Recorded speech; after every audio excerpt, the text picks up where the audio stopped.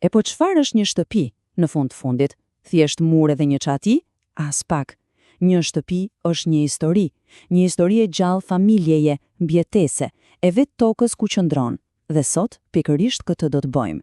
Do nisim një udhëtim nëpër Shqipëri për të lexuar këto histori të gdhendura në gure në dru. Mirë, ja si do të jetë rruga jonë. Së pari do të shohim hartën që do na pri.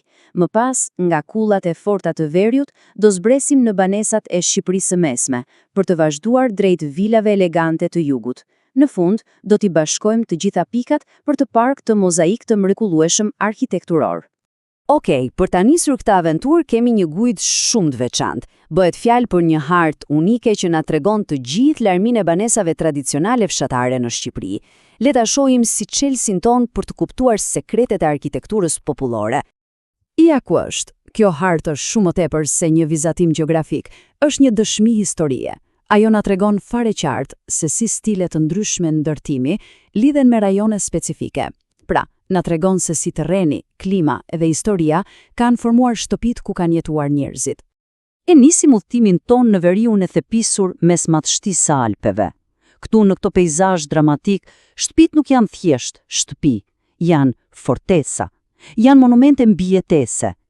Tani hidheni një sy hartës më nga afër. Vini re si banesat e tipit I dhe 2 janë grumbulluar pikërisht në zemër të Alpeve shqiptare. Kjo nuk është as pak e rastësishme. Na tregon një histori përshtatje me terrenin, ndoshta më sfidues në të gjithë vendin. Le të fokusohemi te tipi I parë. Kjo është kulla klasike, shtëpia fortesë që të gjithë e njohim nga veriu. E shisa kompakte, e ndërtuar e gjitha me gur dhe me dritare aq të vogla sa që duken si frëngji.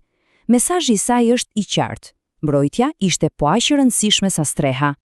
Tani kalojmë te tipi I dytë. Ky tip e zhvillon më tej konceptin e kullës, ruan atë bazën e fortë prej guri poshtë, por si përshton një kat më të gjerë, shpesh prej druri. Kështu krijohi një hapësirë më e rehatshme për të jetuar pak më larg tokës, por pa e humbur kurrë atë karakterin mbrojtës. Pra, çfarë na thon të gjitha këto? E thjesht. Në veri, gjithçka lidhej me forcën dhe mbijetesën. Mendojeni pak. Themelet të trasha guri, dritare që duken si frengji, dhe ndërtim që shkon përpjet drejt qiellit. Çdo element është një përgjigje ndaj një terreni të egër dhe një historie plot sfida. Mirë, tani le të zbresim nga malet. Udhtojmë drejt kodrave të buta dhe fushave pjellore të Shqipërisë së Mesme. Do të shohim se si ndërsa peizazhi bëhet më I butë, po ashtu transformohet dhe arkitektura e shtëpive. Shikoni tipin e tretë. Menjëherë vëmë re diçka ndryshe, apo jo? Tiparet janë më të hapura.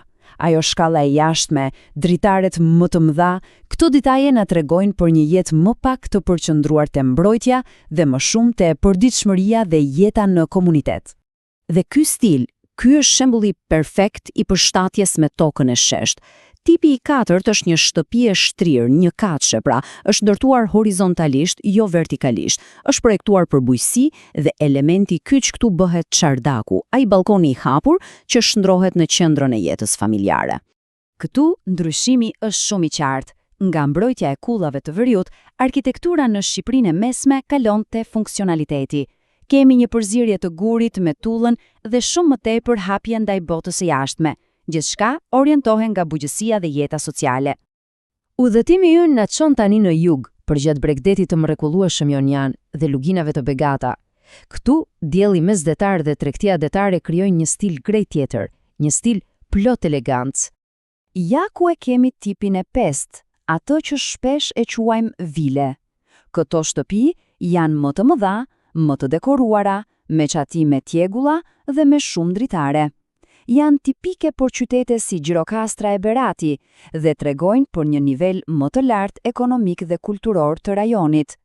Dhe ja tek jemi në fund, me tipin e 6, I cili është mishërimi I stilit bregdetar.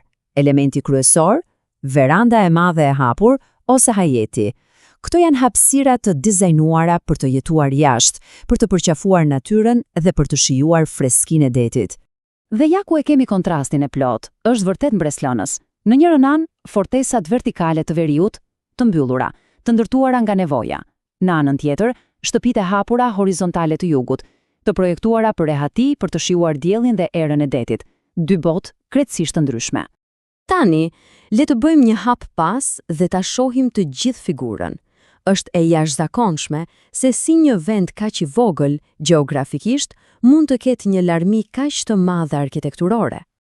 Secili prej këtyre 6 stileve të ndërtimit na tregon një histori unike, një histori për klimën, tokën, sfidat dhe mënyrën e jetesës së njerëzve që i ndërtuan dhe jetuan në to.